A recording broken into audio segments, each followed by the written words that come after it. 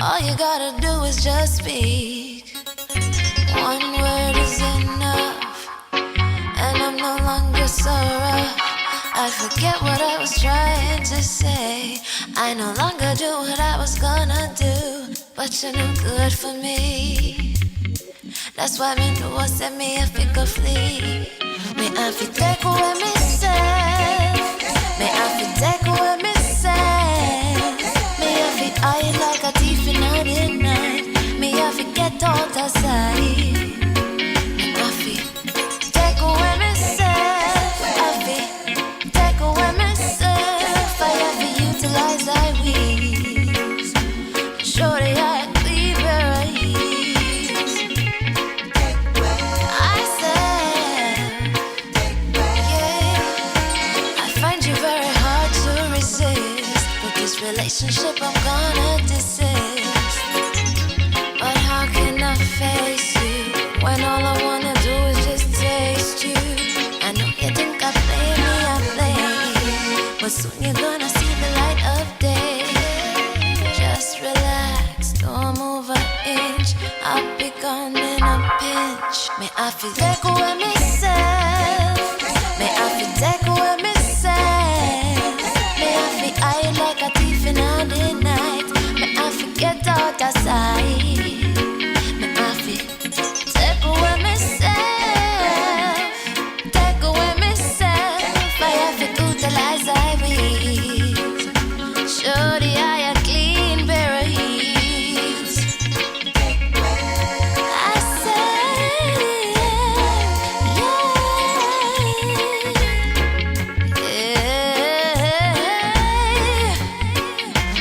Been there, done that, don't need it again, yeah. I'm not a masochist who won't play your game, yeah. To all you move, you off me way to the core. Sayonara, the hot girl gone through the door. Take away ourselves.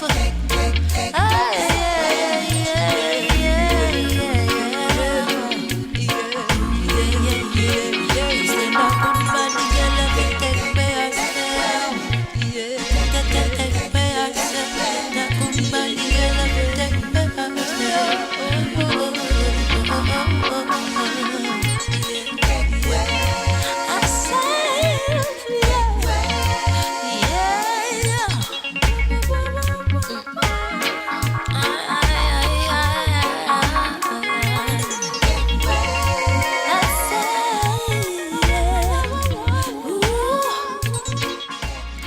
Greetings, kings and queens.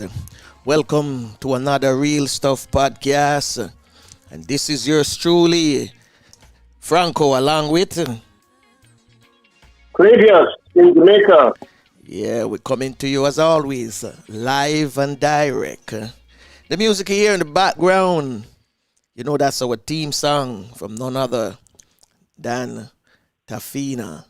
Take away yourself. Flavius, I sent you a song. I know you listened to it by now. No, not yet. No. Not yet. All right. Well, we know today our show is about reviews. People might say, what do you guys have to review? But we have a lot to review. It's not like the year in review, but we have a lot to review. And the reason why I say we have a lot to review, because we have gone 77 shows so far. 77 podcasts. Let me rephrase from saying shows. We have done 77 podcasts, and it getting stronger and stronger. When I say stronger and stronger, it's based on the fact that when we started out, we were only doing audio and still pictures, and as we progressed, we start adding in like videos. And we have improved and putting in more videos to enhance the show. And this weekend, we're going to do a Zoom production. So that's going to be our first, Zoom inclusion in the show, right? Mm-hmm. Yeah. Because one of the reasons we wanted you, when we started out because we wanted people to get an idea of listening to a radio. Go back to the radio days when you used to listen to radio and imagine who these persons look like, your radio personalities, who they look like. You used to picture them, and when you see some of them faces, it's, oh no, I thought she was more beautiful than that, or he was handsome, things like that. But even also to get a picture, start using your imagination, because we get so tied up in the social media and in technology so much that everything people want to see is videos. Nothing is wrong with videos, don't get me wrong. But imagination is also good. Imagination can bring back thoughts, and people can start getting creative again. What do you have to say about that, Flavius? Yes, oh yes. That is what happens when you read a lot.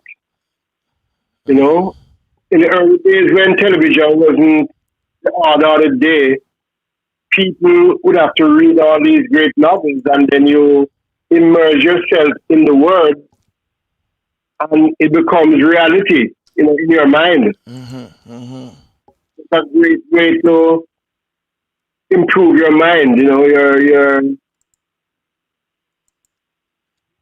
what you look at. You are imagining that this scene instead of watching a scene on TV. You are creating a scene in your mind and the words that you're reading. True. I found that very, very intriguing. I really love it. So today, I try and read as much as I can. In fact, I have to get back to it now. I used to read a book a day, but I'm way, way down below that now. I used to read a book a week or a book a month. No, nothing close to that I'm doing now. But I have to get back to it. I used to read when I go to bed. I sit down and spend an hour or two and read. The book is good enough. I read until morning. That's true. Yeah. Well, if the book is good, it will take me a week to finish. And if I just want to just read a book just for reading, it take me a month. And it's been a long, when I say long, it's been a long time. I can't tell a man right now, say, oh, I'm reading this book. Because it's, oh my God, I can't even say it. I'm ashamed. It's been a while. It's been a while. But I do read. I do read like magazines, an article, or if I'm on Google, I see an article that I'm interested in, I will read it. Most of my articles that I'm reading is about like personalities and music, things that enhance my daily show, our daily podcast. I do a lot of reading, researches, and all of these stuff. So that's why I'm saying when we started out with audio and still pictures, and now we're adding other stuff, videos, everything so far is live. We did maybe one broadcast that was recorded, but everything, everything is live. All 77 shows is live, except for one that was a recording added into the podcast. So that's a pat on the back. We're good so far. We're doing good so far. We're doing good. But I know today we have a Did You Know? And we're going to review a lot of stuff. So, and we put it out there in our contacts to all those who are in our WhatsApp contacts to participate today. Be a part of the discussion. Tell us what you think we should add into our podcast for it to, be much better. Because as we grow, we want to grow in strength. Your words will nourish us like food so that we can grow. So be free to send us your text, whether you want to do it by WhatsApp, for those of you who have our WhatsApp numbers. And if you want to go into the live chat on YouTube, feel free.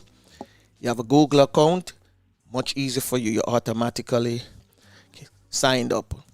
You don't have a Google account, no problem. You can still get one. Right? So Flavius, when you start preparing, I want you to listen to this track as you start preparing for Did You Know? You're gonna love it. Trust me.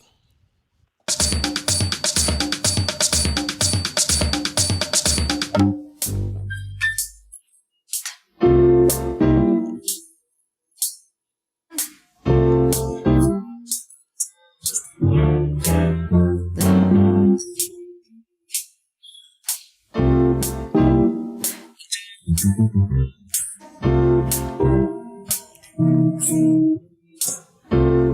is your very own sports, music, and lifestyle podcast with Flavius and Franco. Welcome.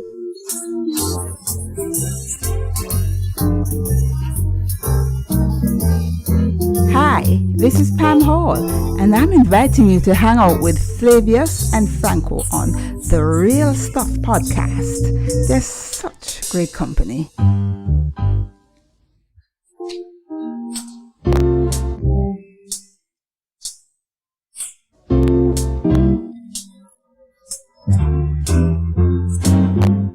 Well, this one is a bombshell.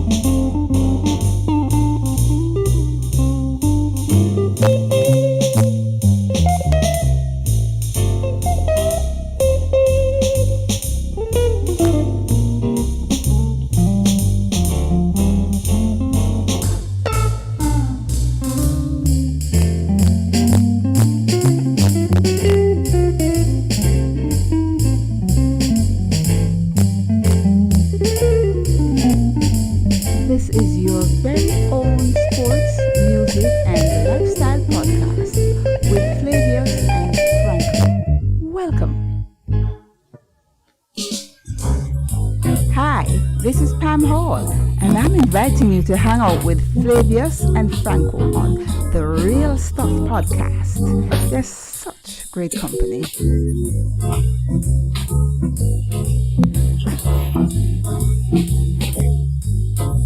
This is your very own sports, music, and lifestyle podcast with Flavius and Franco.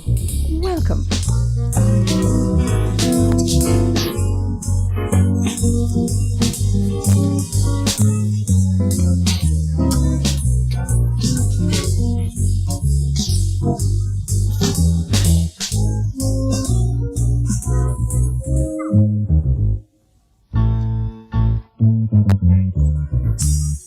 Hi, this is Pam Hall, and I'm inviting you to hang out with Flavius and Franco on the Real Stuff podcast. They're such great company.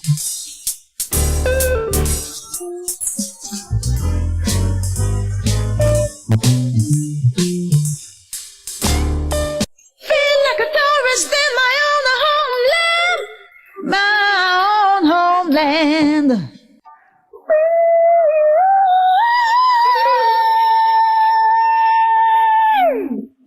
Couldn't have left that out, Flavius. Couldn't have left that out. Couldn't have left that out.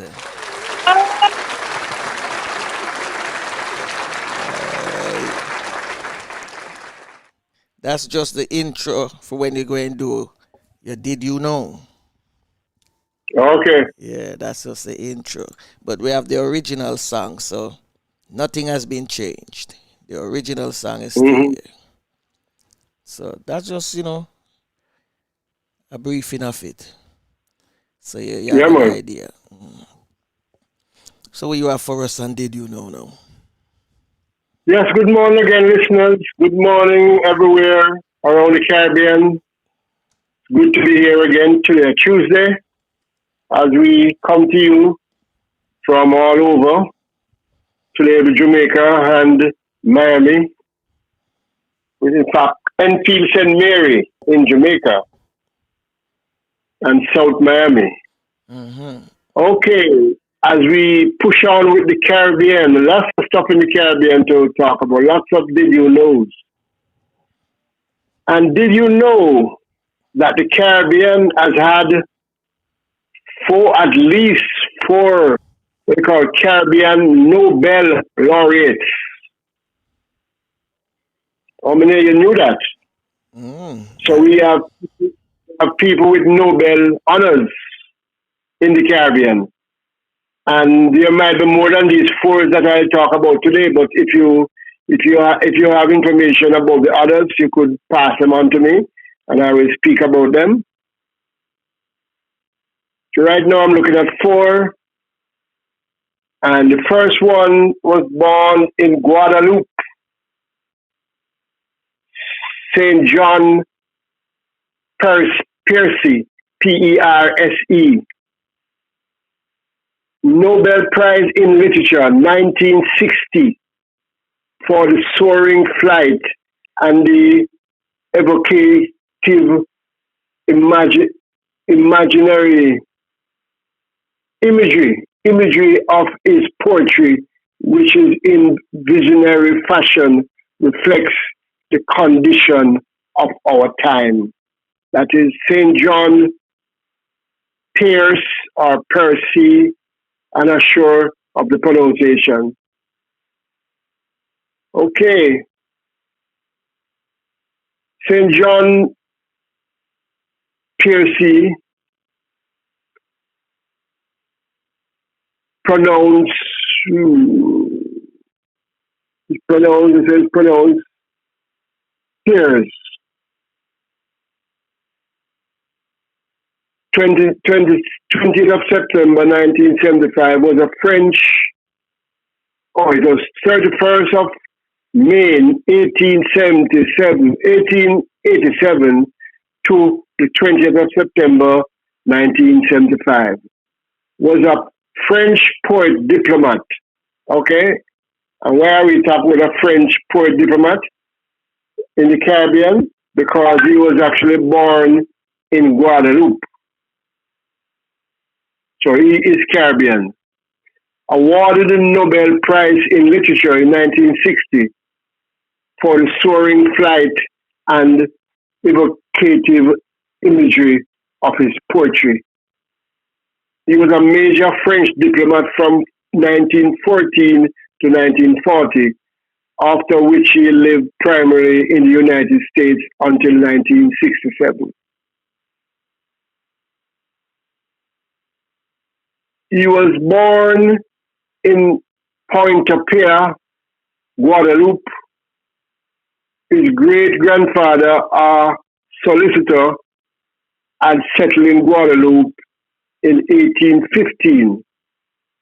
His grandfather and father were also solicitors. His father was also a member of the city council. The Ledger family owned two plantations, one of coffee and the other of sugar. Okay.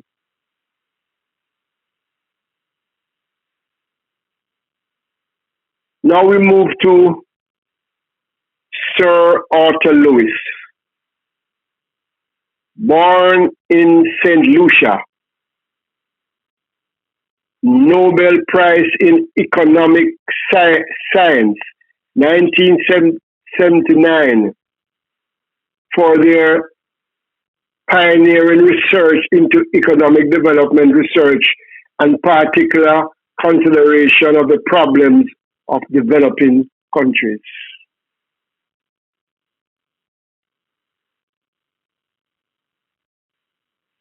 Okay, this is what Mr. Lewis is saying about himself.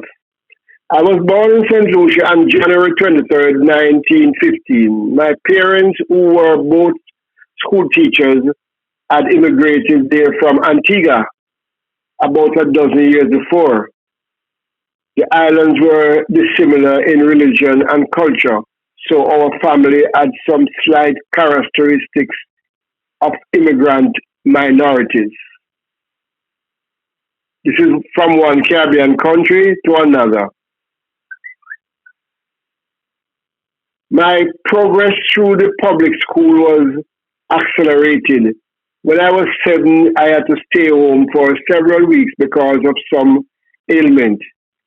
Whereupon my father elected to teach me so that I should not fall behind. In fact, he taught me in 3 months as much as the school taught me in 2 years. So on returning to school, I was shifted from grade 4 to grade 6.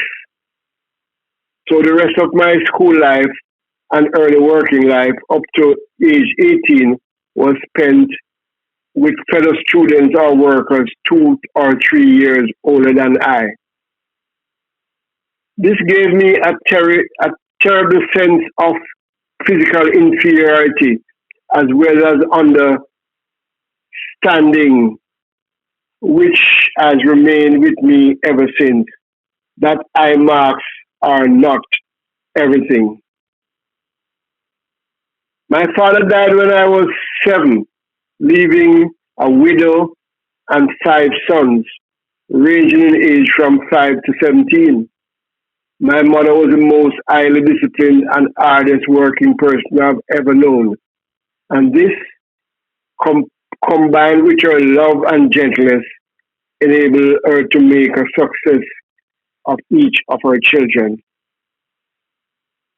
I left school at 14, having completed the curriculum, and went to work as a clerk in the civil service. My next step would be to sit the exam for a St. Lucia government scholarship to a British university, but I would be too young for this until 1932. This job was not wasted on me since it taught me to write, to type, to file, and to be orderly. But this was at the expense of not reading enough history and literature, for which these years of one's life are the most appropriate. In 1932, I sat the examination and won the scholarship. At this point, I did not know what to do with my life. The British government imposed a color barrier in its colonies. So young blacks went in only for law or medicine, where they could make a living without government support. I did not want to be a lawyer or a doctor. I wanted to be an engineer. But this seemed pointless since neither the government nor the white firms would employ a black engineer.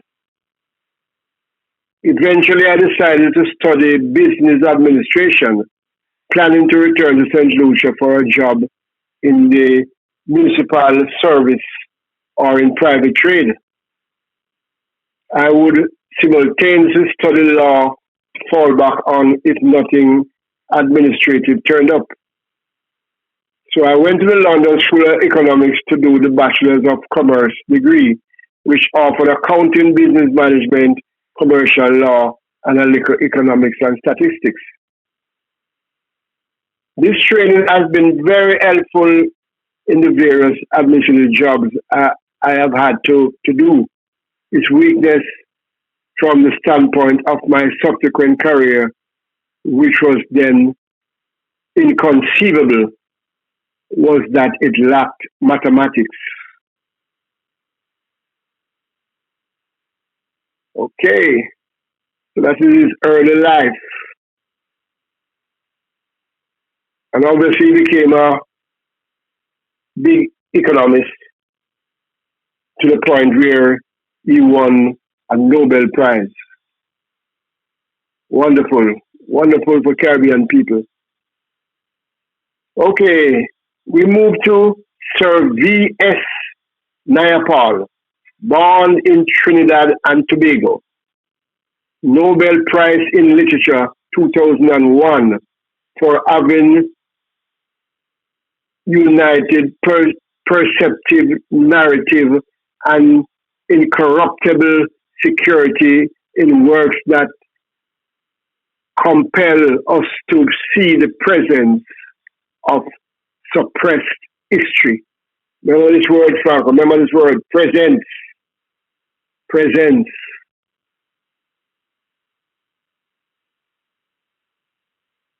But I won't try and call his name the names he have for his V and his S.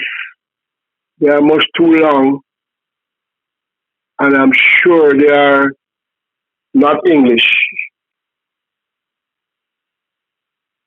Sir V.S. Naipaul was born in Chaguaramas, Trinidad on the 17th of August 1932, the eldest son of a second generation Indian. He was educated at Queen's Royal College, Trinidad, and after winning a government scholarship in England at, at University College, Oxford, he worked briefly for the BBC as a writer and editor for the Caribbean Voice program.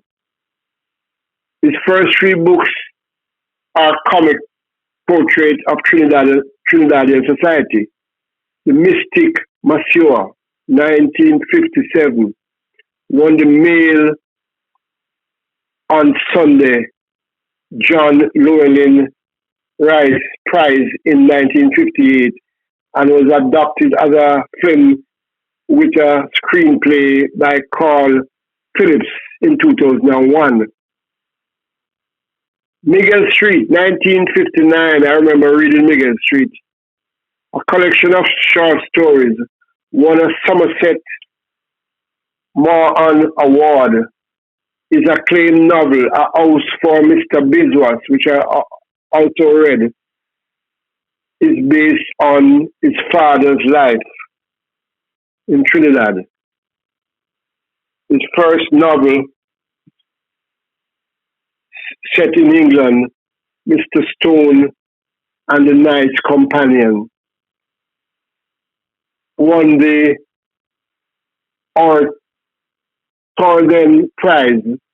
Subsequent novels developed more political themes, and he began to write more about the Caribbean. In his Nobel lecture delivered on the award of one of the world's most prestigious prizes for a life's work as a writer, V.S. Naipaul made a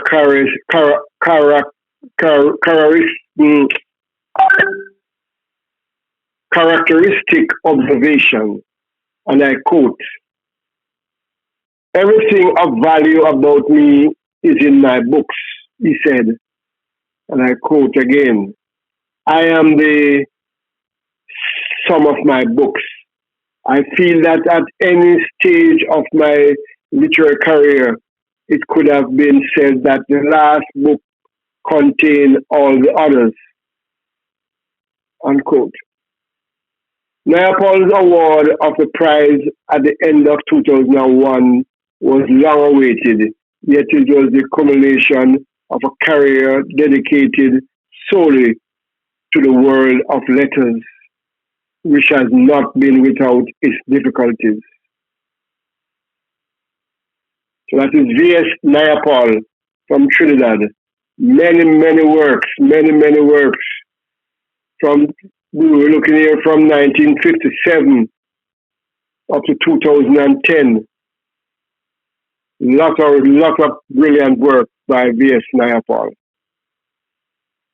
Okay, and last but not least, I think this will be the newest Nobel laureate, Derek Walcott, born in St. Lucia. Nobel Prize in Literature, 1992, for a poetic oeuvre of great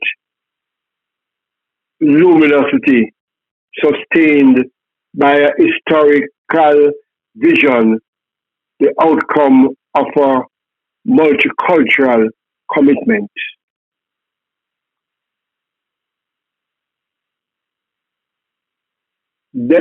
Sir Derek Alton Walcott, all the KCS and OBs and all these things follow his name.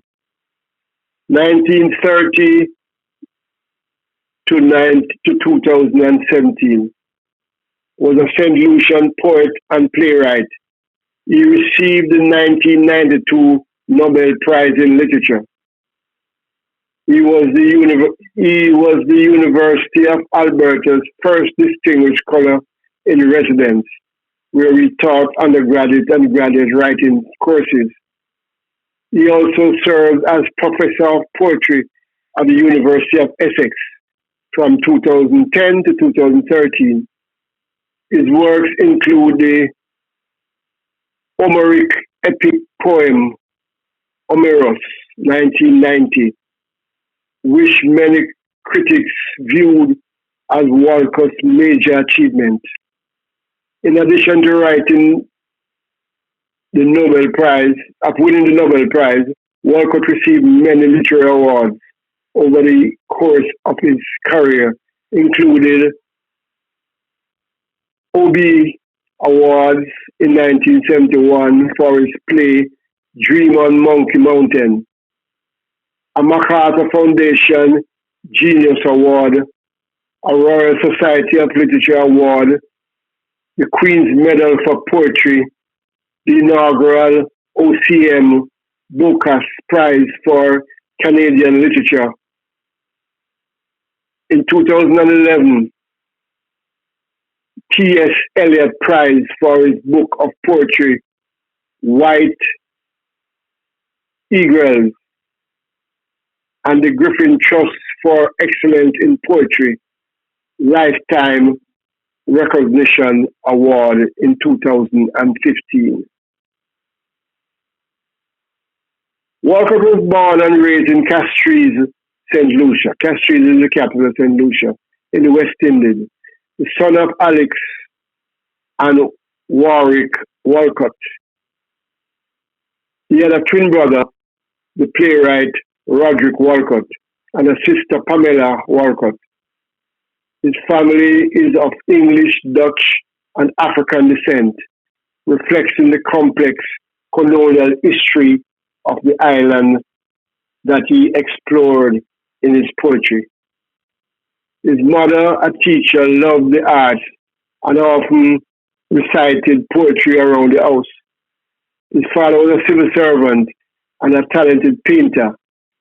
He died when Walcott and his brothers were 1 year old and were left to be raised by their mother. Walcott was brought up in Methodist schools. His mother, who was a teacher at the Methodist elementary school, provided her children with an environment where their talents could be nurtured. So that is Derek Walcott. And that's our fourth Nobel Prize winners of the Caribbean. And all of them are very distinguished, as you can see. And Franco, Yes, sir. So in I case. remember, I remember, Mhm. I remember buying Julie mangoes in Derek Walker Square in Castries. Okay. I was there Julie mango season, man. I tell you, Julie very, very, Mangoes. very good memory. Yes. Yeah, so I So know that, now and know other people know that we had some Nobel Prize winners from the Caribbean. yeah, we have a lot of literary people in the Caribbean. I mean, we're going to explore this some more. We're going to start with the prize, the prize winners Yeah. at that level. Maybe there is more. But we'll filter down. Because Mm-hmm. we have a lot of poet laureates who are not Nobel Prize winners, but they are laureates. Anyway, Mm-hmm. Mm-hmm. That's true. them from all over the Caribbean. True, true. It's not in any one country. All over the Caribbean. Any Caribbean country you can think of, you can find Mm-hmm. somebody there in serious literature. That's true, man. That's true. They're, they're excellent writers, excellent storytellers. Mm. I'm glad. Yep. I'm glad you did that. I'm glad you did that. So, without any more discussion on that, there's something I'm looking for, but I can't find it. But as soon as I find it, I will let our listeners, our viewers. I'm gonna stop calling them listeners and start saying viewers. Let our viewers see what I'm talking about. Just Okay. I just have just some reminder coming up that on Independence Day, August 6th, Jamaica Independence Day, you can tune in on Jati concert that will No, that is. Independence Day. Don't advertise that. Don't advertise that. Okay. Well, we talk more about it then. Yeah, but Yeah. there's other things we have coming up, so I'll give a briefing on it because there's a note, or I would say article that was sent to us from Ambassador David Commission, the Barbados Yes. House of Assembly on Black Lives Matter. I have to find that. It's a resolution, Black Lives Matter resolution. So when I find it, then I'll go ahead and read it off. So in the meantime, let me give you some music and then we go into some video as usual.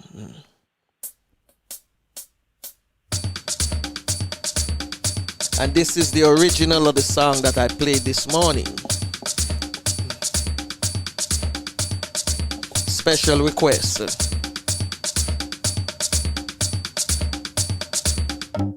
Walking on sand and holding your hand. Feel like a tourist in my own homeland. In my own homeland. Enjoying the bright, the warm sunlight. Oh my God, what a beautiful sight. In my own homeland.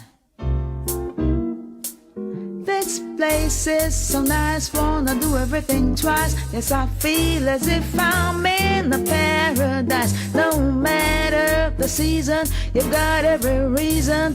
This place is another little heaven. East or west, I couldn't care less. Ooh, this place, it is definitely best. My own homeland. North or south, feel free to wander about. You can jump, dance, or sing and shout. In my own homeland. Give yourself a treat, a few days or a week, and you will see just what I mean. Just take my advice, everyone is nice. You feel like royalty, my friend.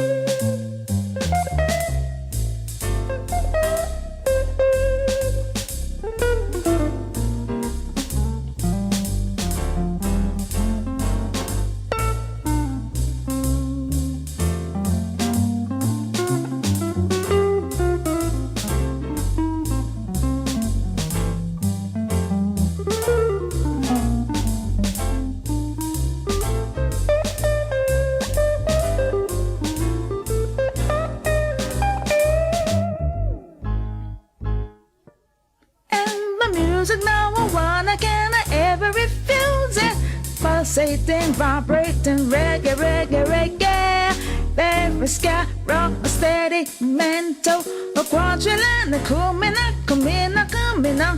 You can fill your belly with a coconut jelly. Mango, papa, cane and Guinea. There's a key in a saltfish and a roast yam and banana.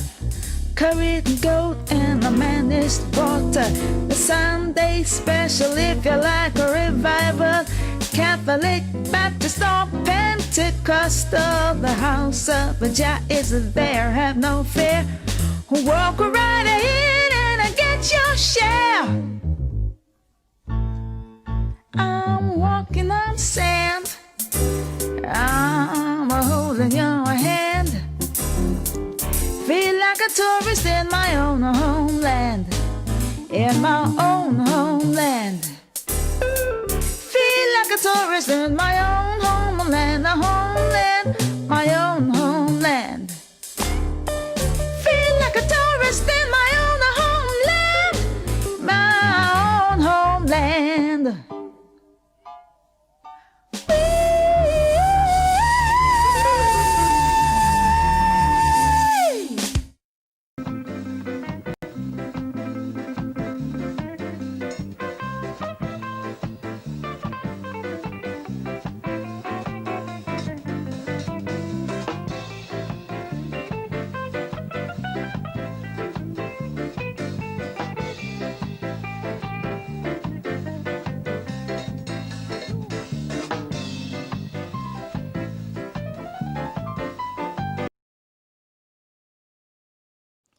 Yes, indeed, Flavius.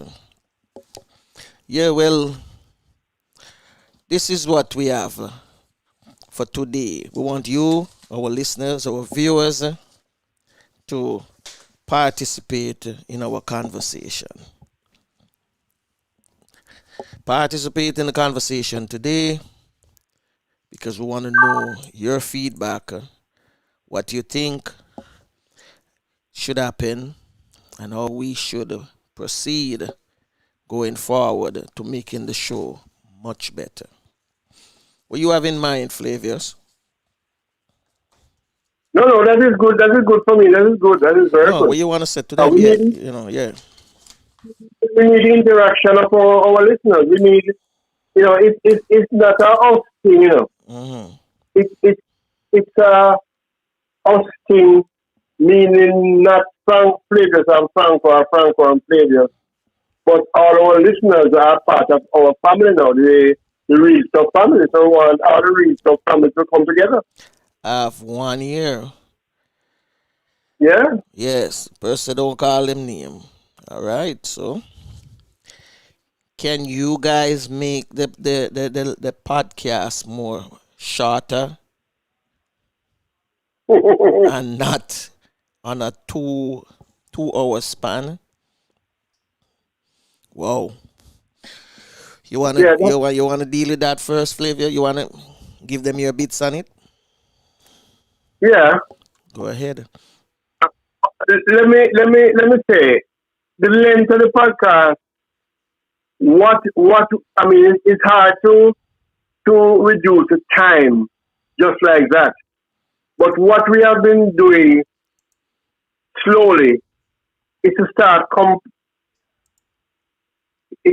putting the show into segments.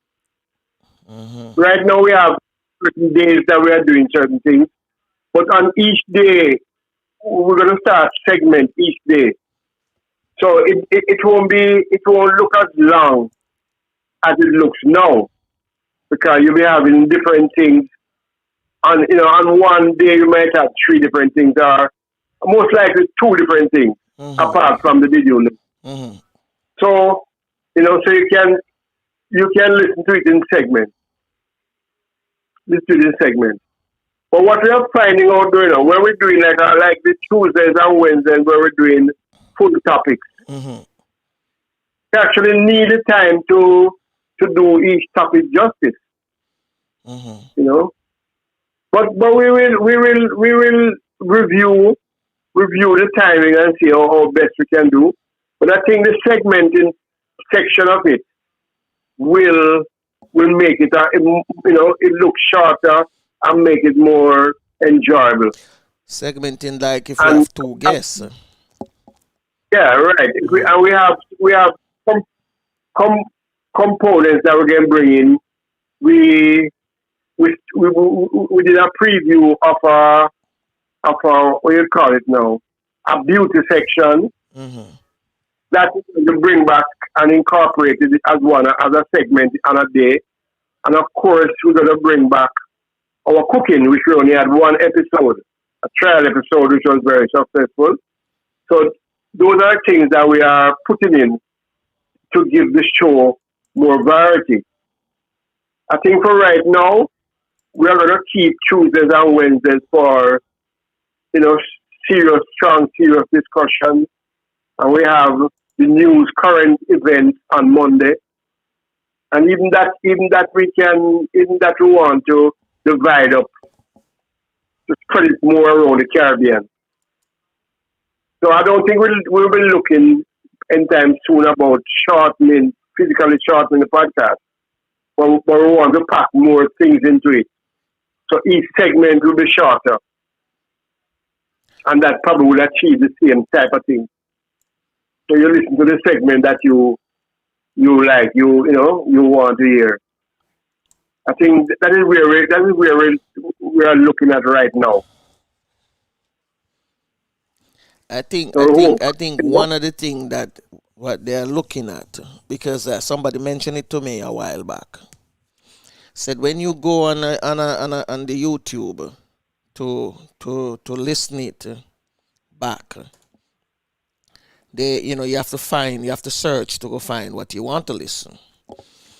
While if they want to listen to the whole thing or view the whole thing, it's kind of hard for them to view it for 2 hours.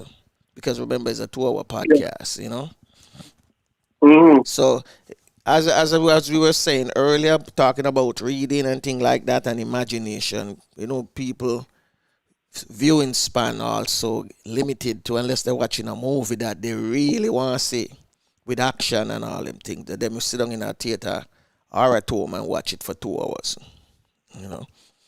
But what we need to do is to find a way how we can split it up.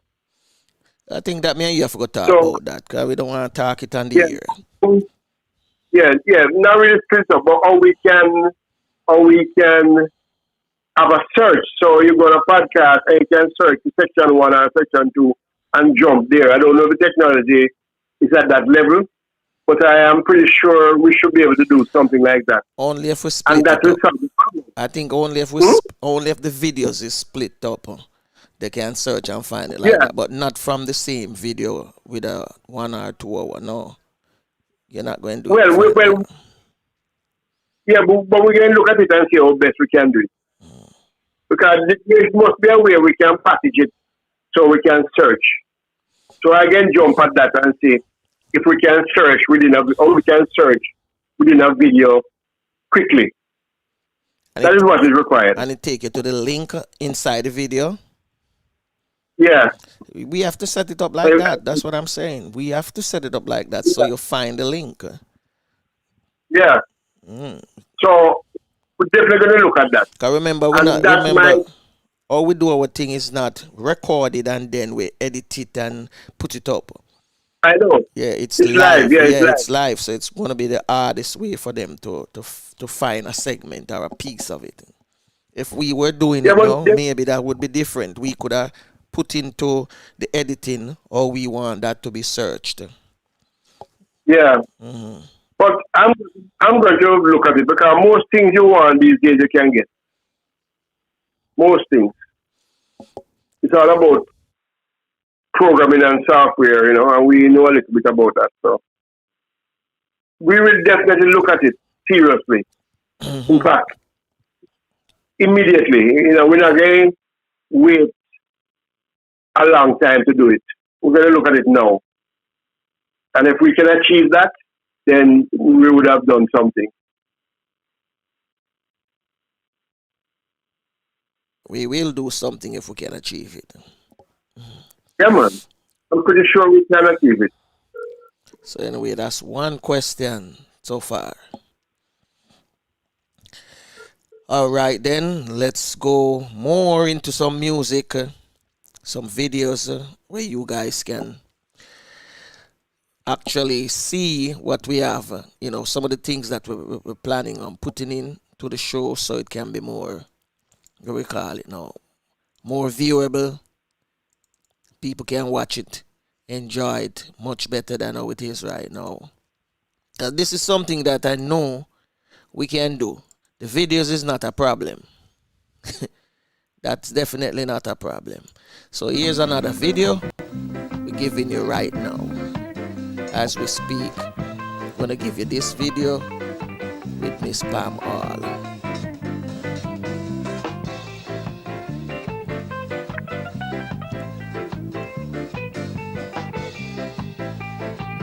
All right, Flavors, let's go. Mm-hmm.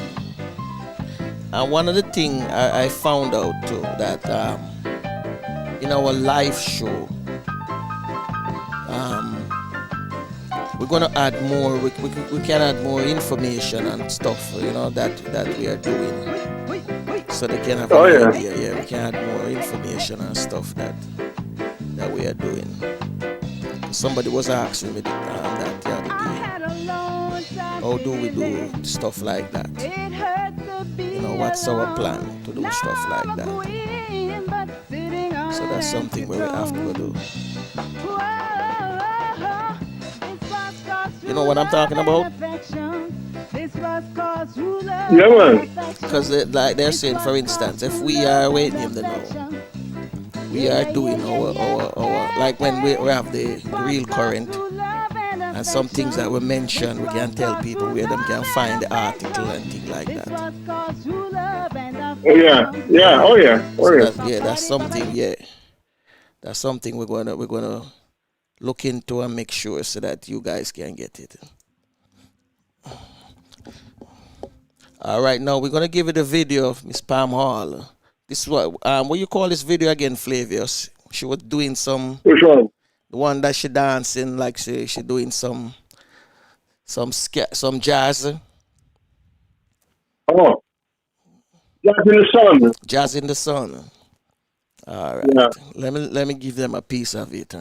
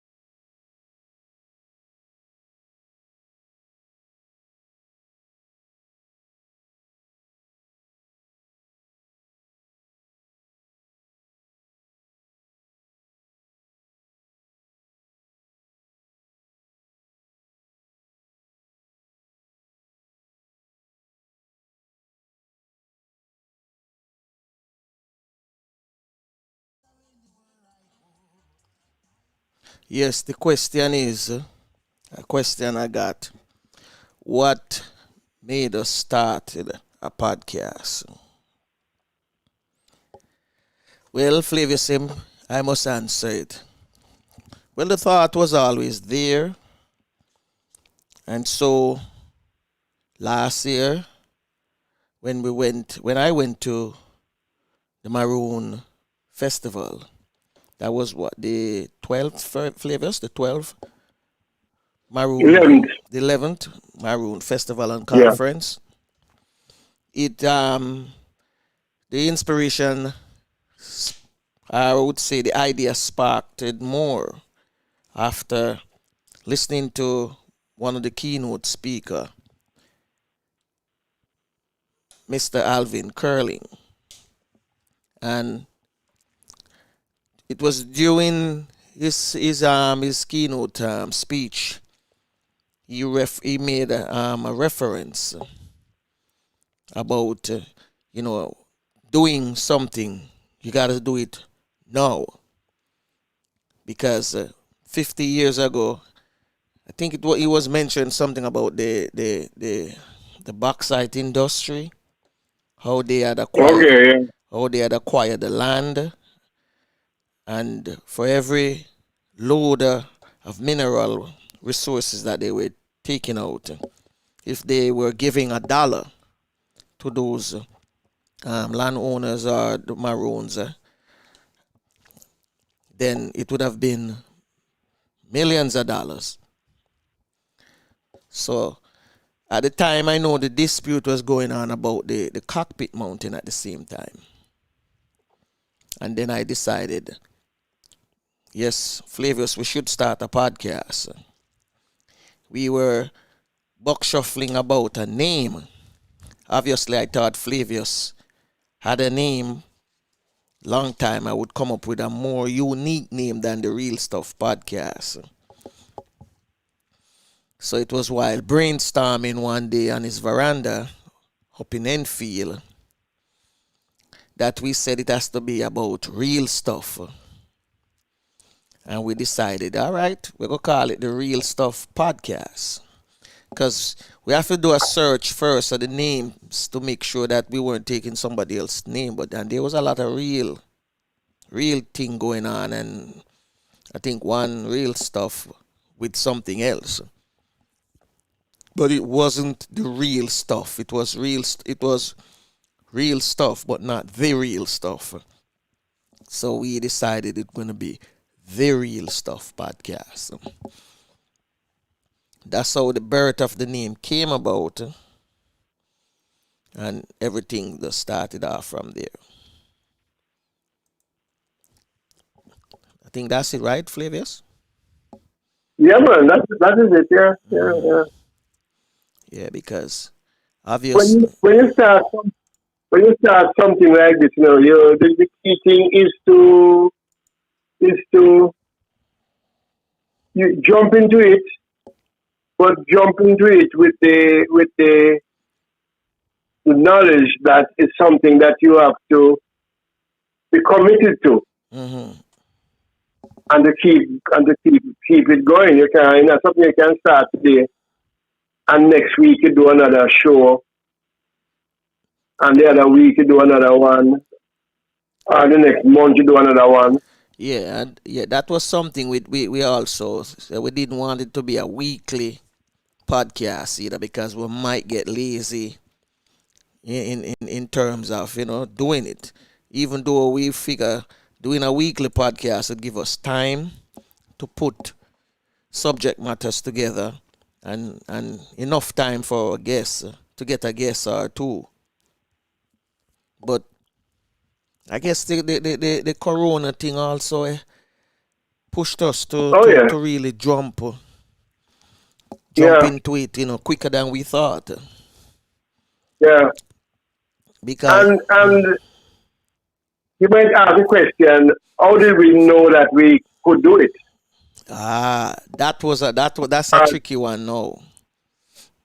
because the name itself implies that everything about it has to be authentic. Hmm. But that's not an easy one to answer because we know within ourselves that we know enough real people. Mm-hmm. So we Yes. just start there. We start there. Yeah, that's And true. if you have been following us, you will know that our stuff are really real by real people. Mm-hmm.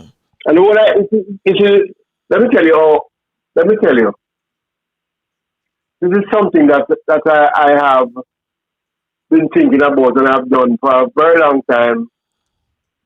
Is the whole idea of Caribbean people writing about and talking about themselves, Mm-hmm. recording our own history. Mm-hmm. Because over the years we have been written about, we have been written down to, we have been talked about and talked down to.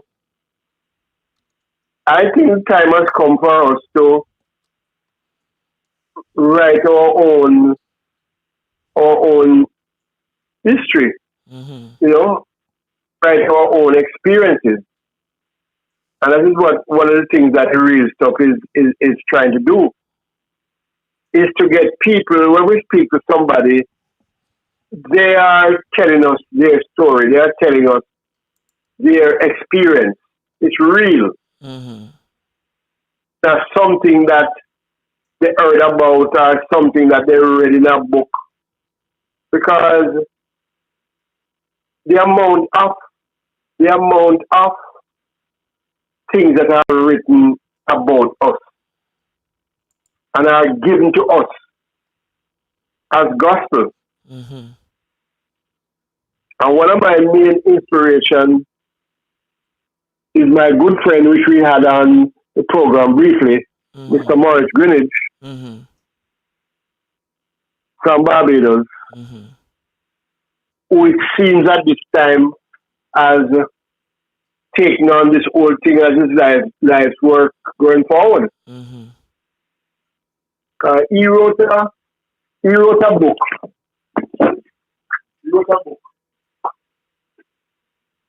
that changed the history of Barbados. Mm-hmm.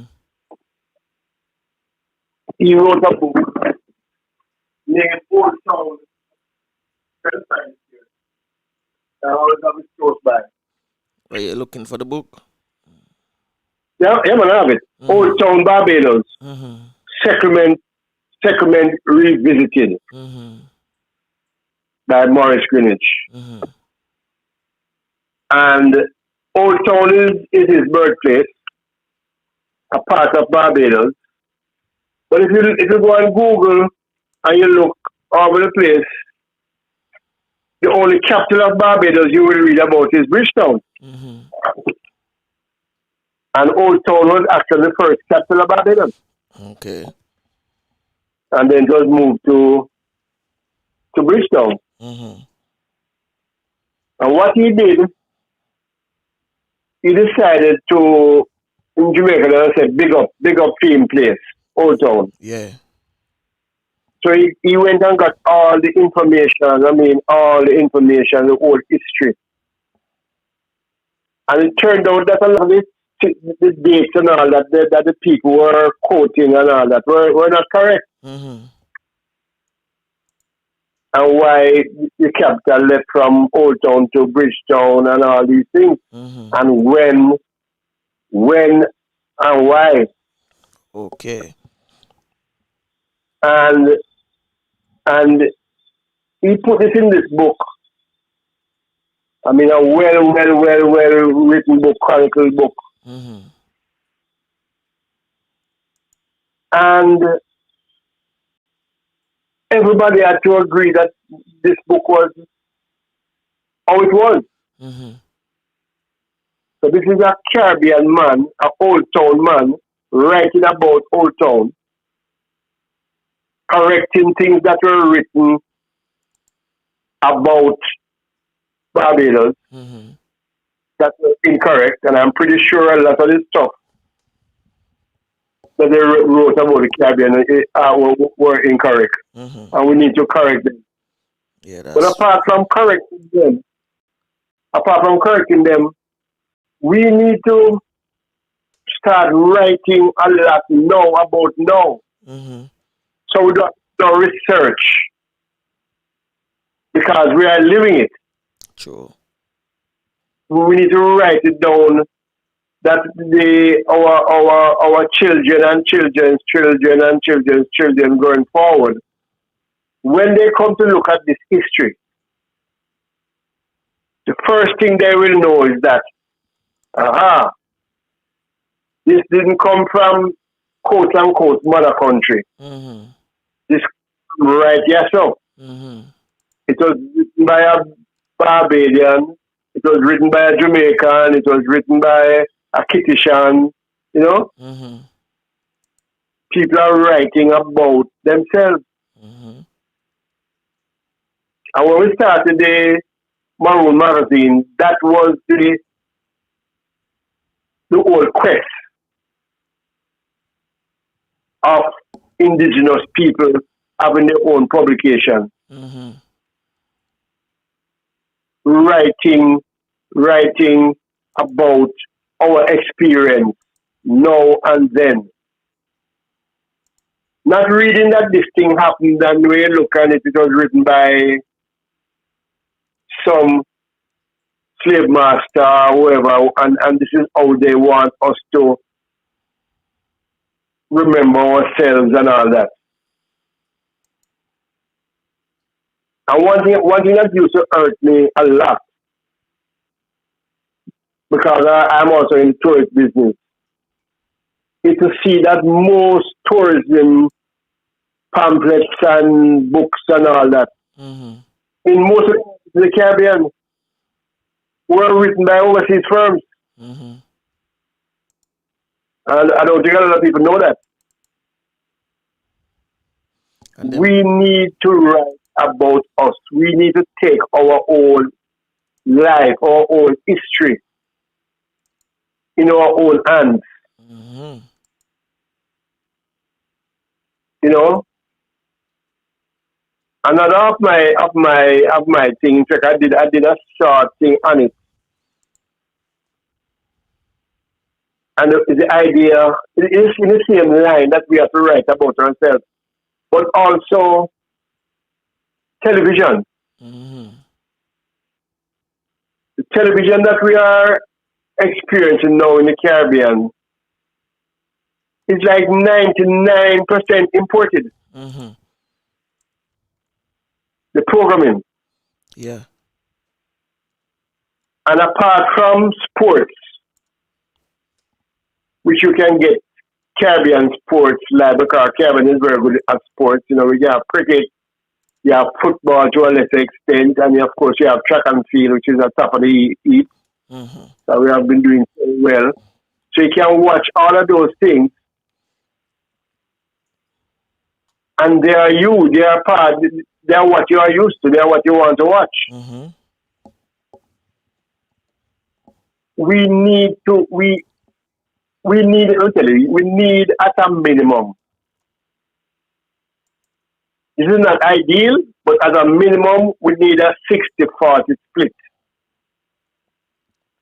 where 60% of all the content on Caribbean television should be Caribbean. I say it's not ideal, We're not seeing that but now. We're not seeing that.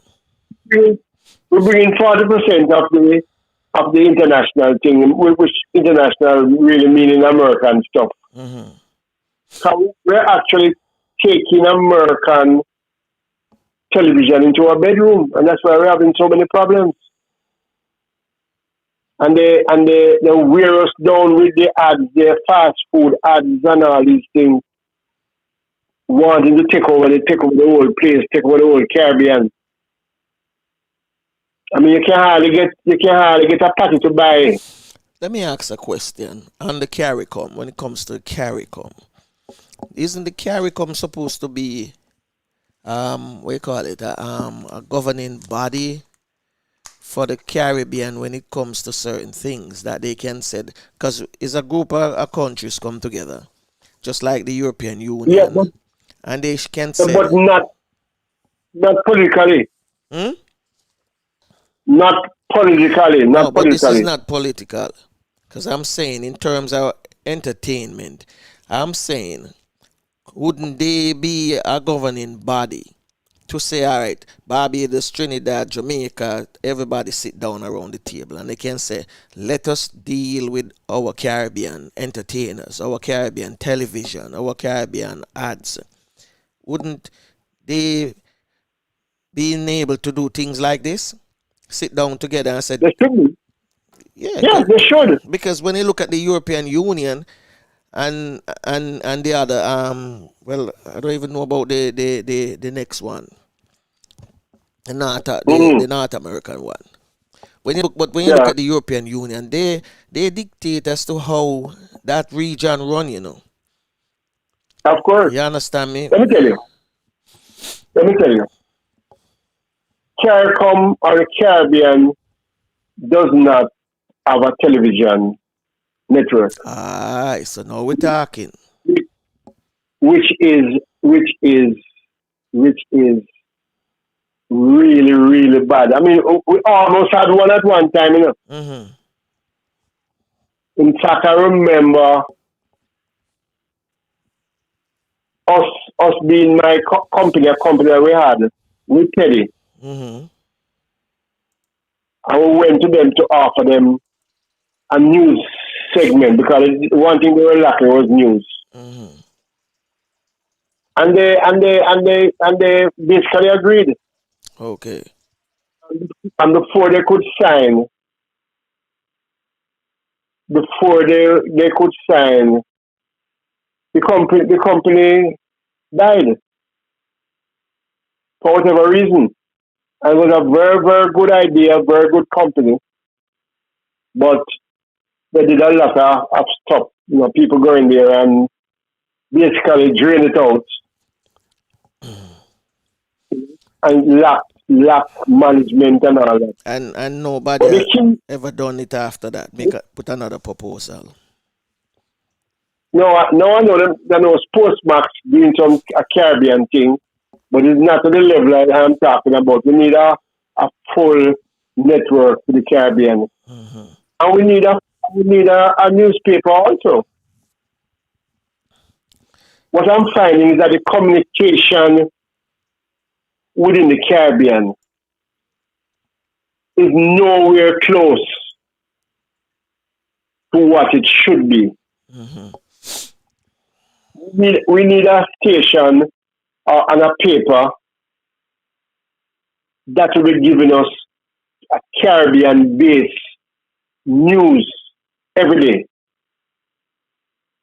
Right now, everybody is still in their little selfish bubble. So if you're in Jamaica, you hear all about Jamaica. If you're in Trinidad, all about Trinidad and each country. We have not actually come to, I mean, CARICOM is there and CARICOM is trying to do quite a bit of things and all that. But the type of unity and togetherness that we need to demonstrate.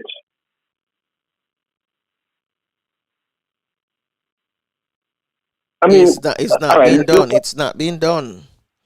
It's not being look at done. a simple thing like this. I don't know much about these ideas, but let me talk. Mm-hmm. One thing that I have a Caribbean product that I'm hoping to put back on the market soon. Mm-hmm. It has been on the market before, but for different reasons, it never got off the ground properly. Mm-hmm. But I am planning to bring it. I think now is a very good time to bring it back. Mm-hmm. But one thing they should be doing student exchange. Mm-hmm. You We mean use in my time we used student exchange? What you mean? One student from another country come into somebody household and yeah, a stay group of there and then go school in that country. yeah, for a Okay. semester. Okay. Okay. Yeah, you know, it was very big in my time with cadets. Mm-hmm. We went all over the Caribbean and Canada. Every year we had a exchange program, Mm-hmm. and it was at least 3 weeks. And you can learn a lot in a place for 3 weeks. Mm-hmm. Mm-hmm. But things like that, things like that. Now, are people doing like nutrition and all that stuff? Them should have them all. You going on your. In fact, I think it happens in the Eastern Caribbean somehow. Because I didn't meet some girls in Antigua one time who were on like an apprenticeship program from St. Lucia to Antigua. We need things like that. When you're doing your, what do you call it now? Internship. Let's say you're into nutrition, I did an internship. They could send you to Trinidad. I mean, different kind of food, different kind of this.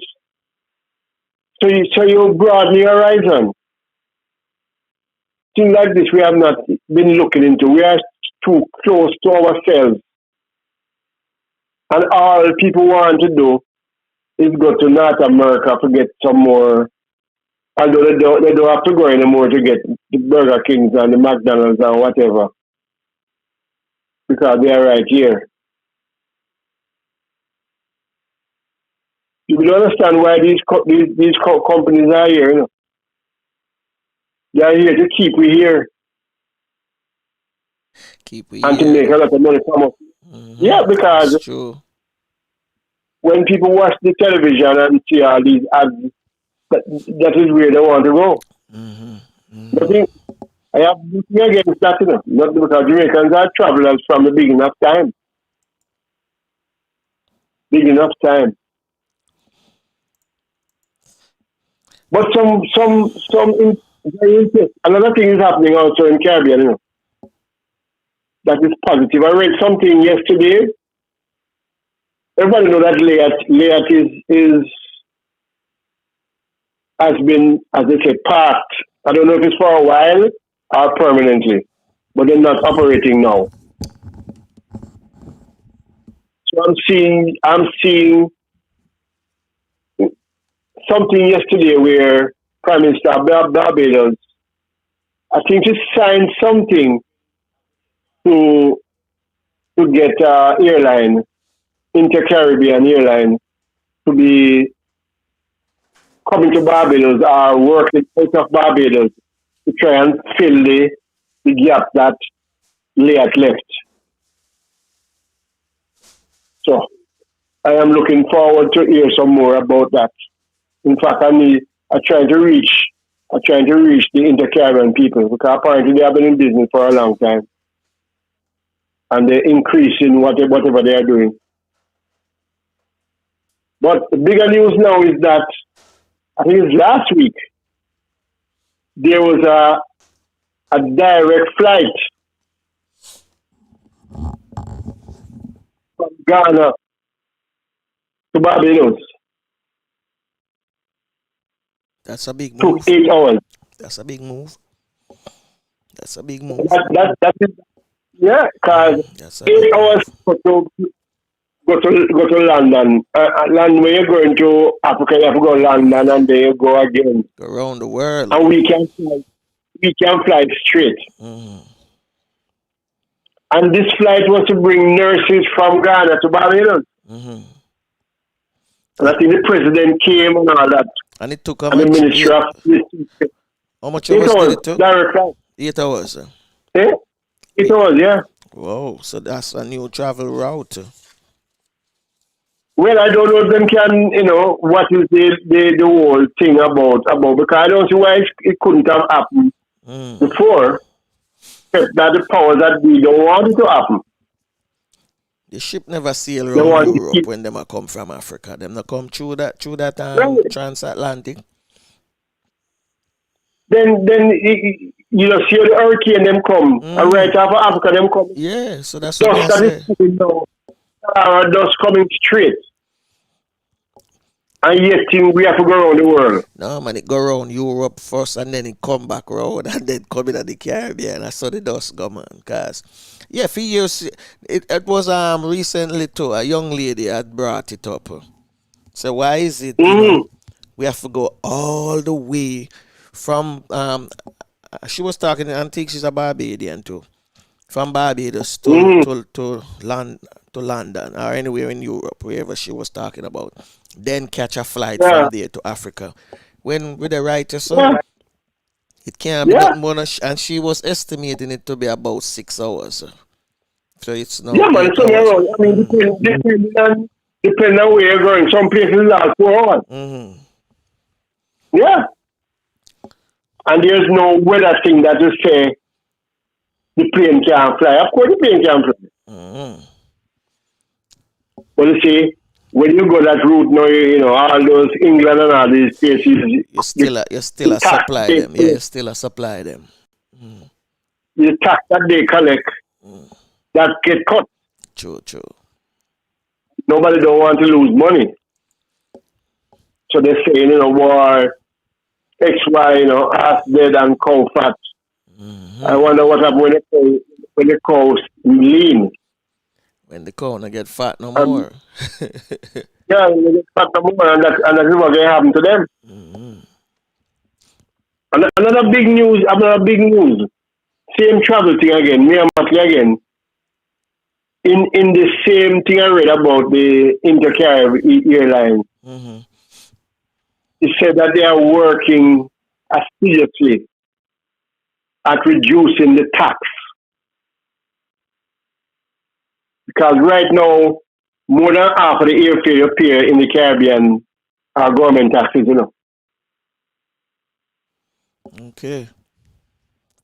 Yeah, the receiving company, the landing country get some, and the departing country get some, Taxes every day. and the Caribbean, because of very very poor judgment, decided that travel was a thing that, like how Jamaica we call it sin tax. Mm-hmm. Every budget then tax the cigarette and liquor more. So all the Caribbean countries put travel in a little globe like that. In a little globe like that. So people just can't fly. It's just too expensive. Mm-hmm. If they decide to find a different way of getting those taxes and cut that taxes in half, I would say it really requires about a 3/4 cut. Just collect the minimum amount of tax that you can collect. Mm-hmm. That means what the people them paying is what the airline them collecting. Remember, so we don't have no gas problem again. Everybody thought that after the gas, the petrol thing, the whole airline thing went up because of the cost of oil. And when that went down, everybody thought the whole thing would go down, the prices. But because of taxes, it hasn't gone down. My feeling, and the feeling I have from when I was going to high school, is that the Caribbean people should be running up and down all over the place every day. So more of us would have had that experience.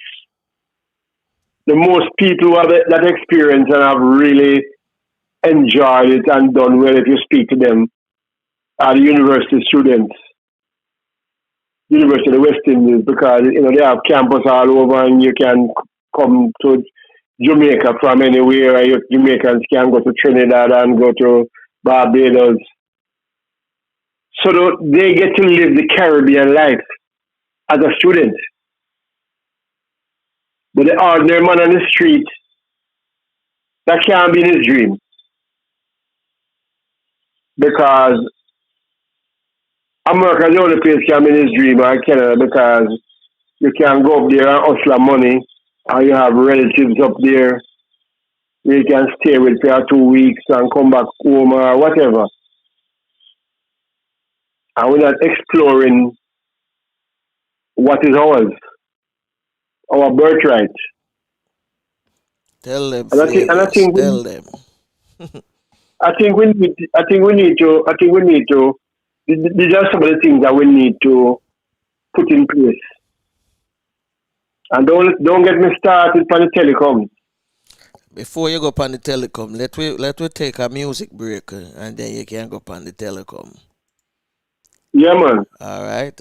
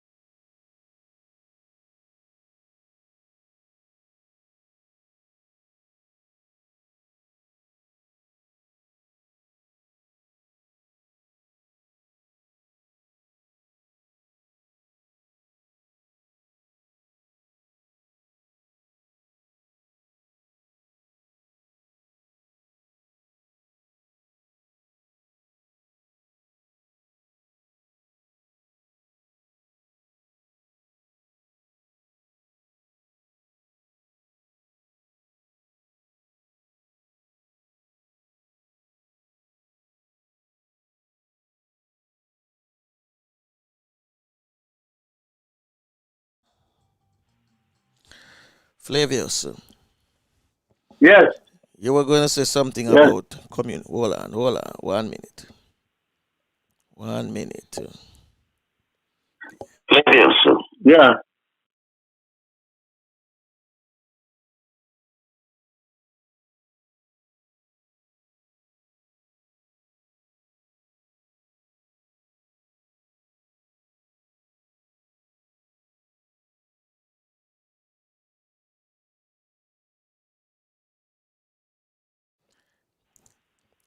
Yes, as you were saying, that's what you were going to say about the telecommunication. Yeah, I don't know. Somebody who understands this thing probably can explain it to me, but I cannot understand. The Caribbean have basically two telecom companies, Digicel and Flow, formerly Cable and Wireless, now Liberty Global. And there are lots of plans to call over the seas. And it's very cheap from Jamaica to the US, to Britain, landlines, to China, India, and it will cost you 4 or 5 times those amounts to call the Caribbean. And calling the Caribbean, you're calling the same network. That means a flow will be calling to flow or digital to digital. But the rates are somewhere around $17 Jamaican per minute. And to call the States is normally under $5 per minute.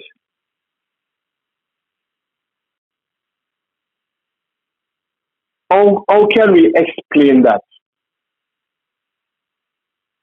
One, why how is it possible? And two, why is it desirable and why is it so? And can the governments or working groups of CARICOM or some, can anything be done about that? Because if we cannot do business in the Caribbean,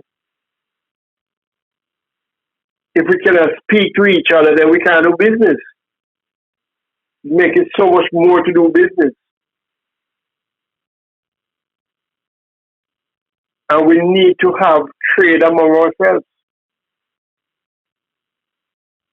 We need to have tourism among ourselves. Is there any talk going on with CARICOM countries as to how they can rectify this? I have not heard any talk. The last thing I hear about telecom was Emancipation Day, where the leader of opposition is talking about internet in every house. Mm-hmm. Every child should have access to internet at Mm-hmm. home. Yeah. I know when they were in power one time they did a lot of work in getting certain things done, read computers and whatever. Mm-hmm. Some of it was reversed when they left office. Mm-hmm. But not in the area of internet. Okay. Now, months before that, I heard the minister of, I'm speaking about Jamaica now, folks. The minister of technology, who she actually went further than Dr. Phillips. She said that internet should be a right, like education. But I have heard another word since. Have you So I'm contacted the wondering. ministry? Should reach I out to the I ministry. I I have spoken to. In fact, when Pedro was in power, I spoke to the minister of technology. I mean, actually spoke to him face to face, and nothing was done. So I'm wondering, are we going to be hearing from Dr. Phillips in that area anymore? And are we going to be hearing from the minister again about it. Because the country was have been totally embarrassed. But apart from that, you really will have a seriously hard time. And like the minister say, it should be alright. I mean, the internet should be like water. You turn on the tap and water comes. But of course, it's a very bad analogy I'm using because lots of places in Jamaica have no tap to turn on. And some of them who have a tap and turn it on and nothing comes. So it's not the best of analogies. But these are the things that we have to put in place. That when you turn the tap, water comes. When you go on your phone, internet is there. These are very critical things that we have to deal with, or we should deal with. Very critical. And the quicker we get around to it, the quicker we put these things in place. And I must say, one of the things that I have been speaking about for a very long time is this whole thing. We won't go into it much today, but what Jamaica needs now, we need a de-Kingstonization of Jamaica. And until that is achieved, we are in serious problems. You say And what do I mean by that? Kingstonization. Yeah, explain Of what you mean Jamaica. by that. Yeah. Well, obviously, Jamaica is not Kingston. And Kingston is not Jamaica. Kingston is a very small part of Jamaica. But everything happened in Kingston and everything is planned for Kingston. Mm-hmm. So when you speak to somebody that say internet, they say, whoa, we have world-class internet in Jamaica. It's in Kingston. In Kingston. In fact, the Kingston minister and that St. had to Andrew. be... Only Kingston and St. Andrew. Yeah, but there's no Kingston and St. Andrew. Everybody just say Kingston now because Kingston has been left out of it for a long time ago. But let me tell you, the previous minister of technology, his main thing before he left office was he was going to make New Kingston a smart city. Not giving any thought to anywhere else in Jamaica who need internet connectivity. He's going to put all the resources in New Kingston. So when you go to New Kingston, I guess them can tell you your grandmother's name or your grandfather or whatever. Everything computerized. Yeah. Traffic lights and everything.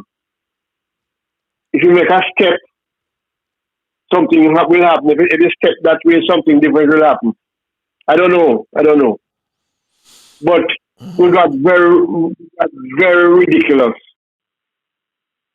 when we talk about technology. And I can guarantee you when you reach Constant Spring, as you go over that little bridge there and start going up the hill, to Stony Hill, everything is gone. Or you go on the ferry or on the highway and you go past Portmore, everything is gone. Everything is gone. And Walter Rodney wrote this book, How Europe Underdeveloped Africa. Mm-hmm. We need one now about how Kingston underdeveloped Jamaica. You better write that one. Hmm? You better How write Europe that one. Because you have a I mean, knowledge of what Kingston is doing to the rural area. So you can sit down and Franco, write that. Franco, let me tell you, living in Kingston and going to school in Kingston and all that for a long time, and coming back to the country to live is a serious, serious eye opener. Serious setback. Yeah, but a serious eye opener. I wouldn't say a setback because there's no way I'd want to travel in Kingston all now. Kingston is a mass of people and more coming every day because that's the only way you can survive. I have seen when when I just came out of the country and I was going back to Kingston on a daily basis, I used to see school kids traveling from in the junction. You know where I'm going? St. Hughes, Queen's School, all these schools I'm going, you know. And when you see them, I mean, early morning, you know, because I'm have to reach school, I get by 7:30, whatever. So these buses leave from all 4:30. And the man, the bus sleeping. Yeah, I remember you used to say that. And when they reach Yeah, when they reach what, after 3 at mothers, that's where they have breakfast. yes. When they reach school, I'm supposed to be tired. And I have to catch back this bus in the evening to try to reach home. If anybody knows the junction road, you know it's not an easy road to travel on.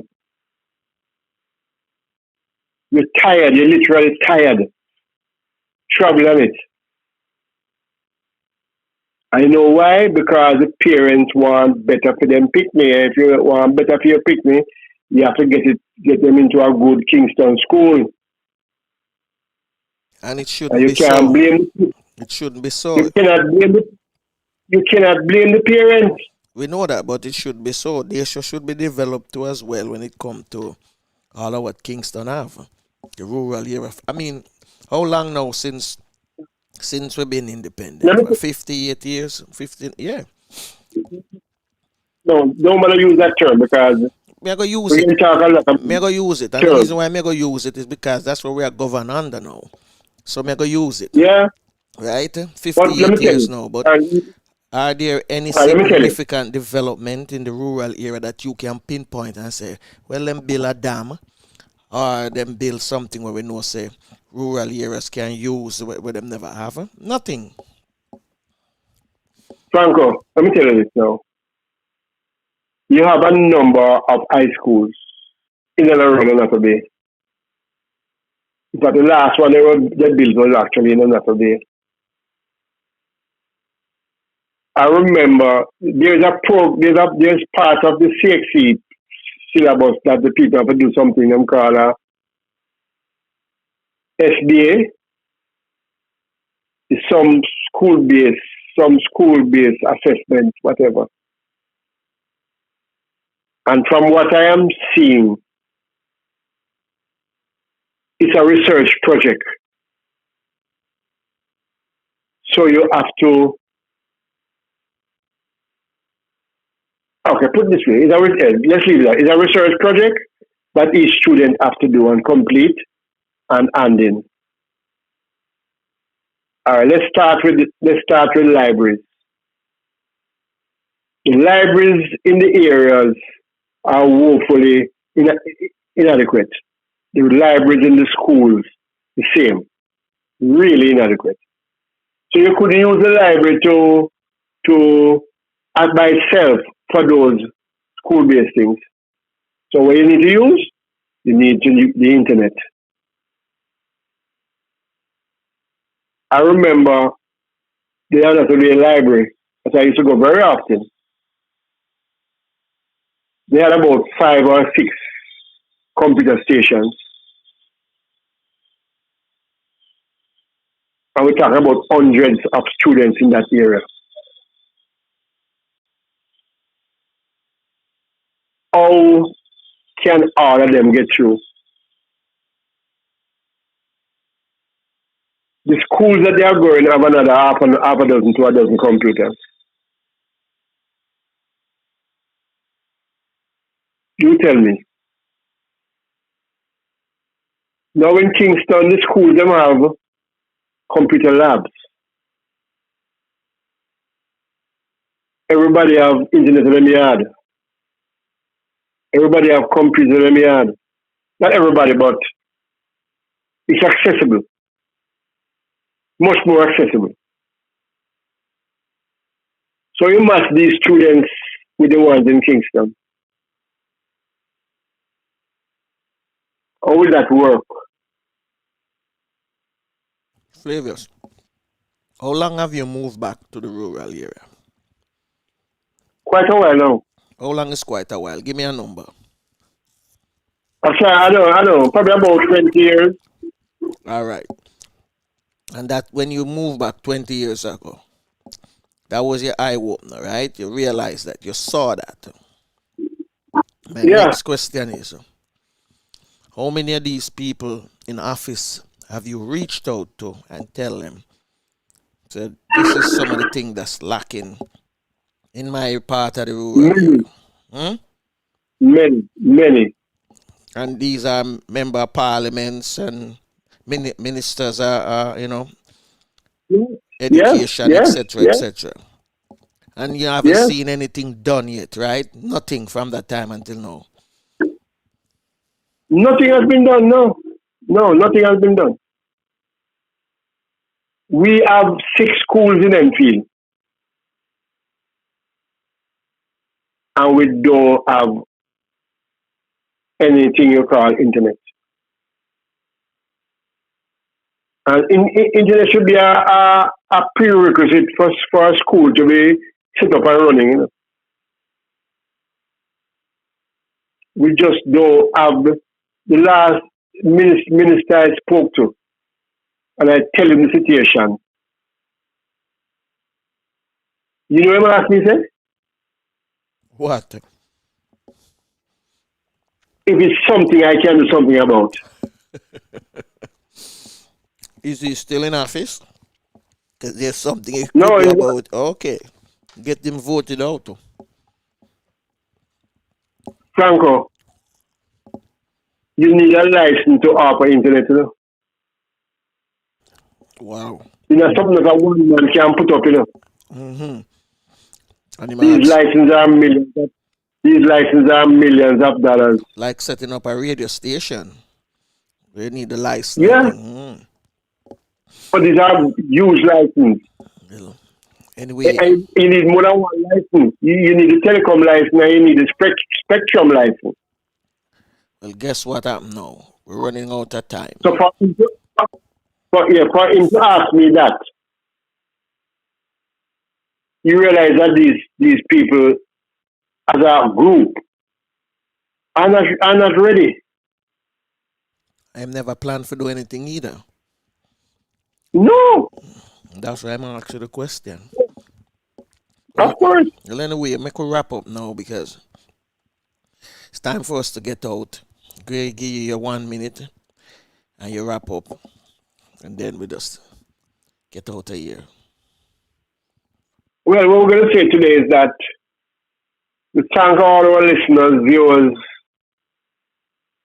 for your ever presence every morning with us. And we appreciate that a lot. We still need more of your interaction. We are getting some interaction, but we need more interaction. And you probably can tell us what you think we need to do to get more interaction. And on Thursday, Jamaica is celebrating their independence anniversary. And next week, Trinidad is having their election. So we need to look at all of these things, what is happening. And of course, COVID is ever present. Ever present. So we have to be careful. We have to be disciplined. We have to wear our mask. We have to look after our home, look after our family, and we do that by protecting them, by keeping your home as sterile as possible, and follow all the protocols of when you go out, when you come in, what you need to do to keep the place sterile, to keep it good. So you can know you can sit in your house and feel relaxed. You can pick up anything and use it. You can, pick up any piece of food or whatever, any drink. You don't have to worry and say, oh, we never did sanitize that. Do everything at the beginning. So you don't have to remember to do it. Very, very important, I think, that we do these things every day, every single time. We have to keep doing it because I have not seen or heard anybody since this COVID thing started has told us what COVID is, what it does, and how you can get rid of it. Nobody has said anything about it. All the bickering about is who is not doing this and who is doing that. But nobody has come out and said, well, this is a virus and you can catch it this way. And if you do that, nobody, conspiracy theories abound. People dying and dying and dying. We need to move from where we are now. We are not in a good place. So for the best of our health, our living, follow the protocols and be as disciplined as you have ever been in your whole life. So until tomorrow. All right. Well, thank you. Thanks for all of those who participated, those who are viewing.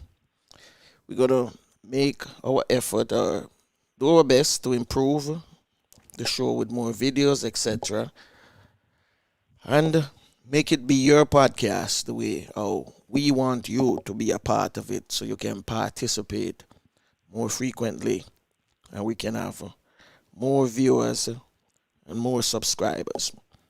Make sure for those of you who are friends, tell your friend to tell a friend to tell a friend to tell a friend that this is a Caribbean podcast. You can tune in, come with your ideas as well. Tell them to subscribe, tell them to like, tell them to share, and spread the video around. Spread the message around. And as always, take care of yourself, your loved one. Always remember, prayer do changes things, regardless of what religion you belong to. You must pray. Continue to pray. Until tomorrow, take care of yourself and make sure whatever time zone you're in, enjoy the rest of the day, rest of the afternoon, the rest of the evening. Tafina to take us out. Well, unfortunately, this is it. Till next time. Bless.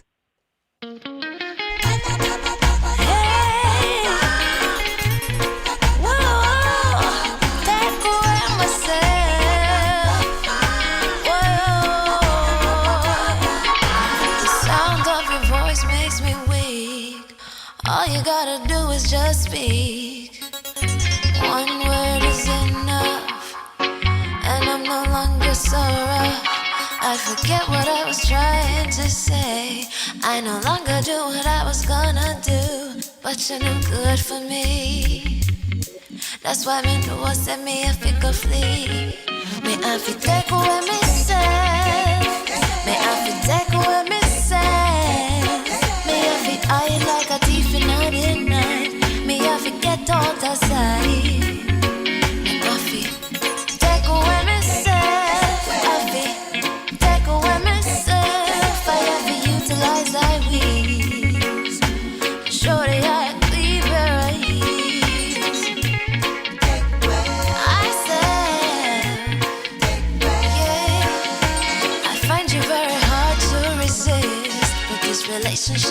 gonna desist. But how can I face you when all I wanna do is just taste you? I know you think I play me, but soon you're gonna see the light of day. Just relax, don't move an inch. I'll be gone in a pinch. May I feel take away myself. May I feel take away myself. May I feel hide like a thief in the night. May I forget out of sight. May I feel take away myself. Take away myself. I have to utilize I breathe. Show the eye a clean pair of heels. I say, yeah, yeah. Been there, done that, don't need it again, yeah. I'm not a masochist who won't play your game, yeah. To how you move, you off me way to the core. Sayonara, the hot girl gone through the door. Take away ourselves. Well, unfortunately, this is it. Till next time. Bless.